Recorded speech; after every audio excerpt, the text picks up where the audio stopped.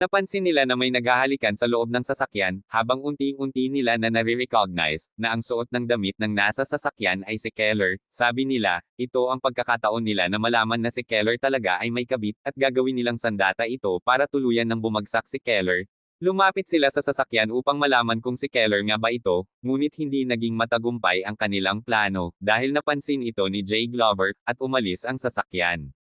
Sa loob ng sasakyan sabi ni Keller, tigilan muna ito. Pag malaman nila ito, kamatayan ang maghihintay sa akin. Tinulungan kita dati sa gitna ng kamatayan at ibabalik ko na rin ang baril mo at kalimutan muna ako.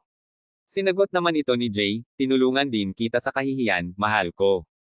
Babayaran ko ang pagtulong mo sa akin, at ako ang kabayaran nun, mamahalin mo ako, at di mo ako puding tanggihan. Hindi ako bayaran na tao, para ganyanan mo ako, ika ni Keller. Inihatid ni Jay si Keller sa kanila. At dinatnan ni Keller ang kanyang pamilya sa bahay, nandoon ang kanyang ama na mukhang pera. Nagsumbong ang kanyang kapatid na bastos daw umano si Keller kay General Glover dahil tinatanggihan niya ito ng sayaw at ayaw din daw ito magpahatid sa Glover. Nagalit ang ama niya, napakabastos mo. Akala ko inosente ka dahil taga-bukid ka. Huwag ka magalit na hatid naman ako ni Jay Glover, bakit ganyan ka? Balita ko wala na yung kasal mo. Hindi mo alam ano nangyari sa event.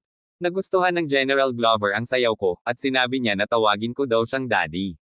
Nagulat ang ama niya, totoo ba yan? Ang saya ng ama niya at para napapaisip na siya sa kayamanan at kapangyarihan na matatanggap niya. Dismayado ang mag-ina sa mga naririnig nila, habang tuwang-tuwa naman ang ama ni Keller. Sabi niya sa kanyang anak na si Keller, sige magpahinga ka na mahal kong anak.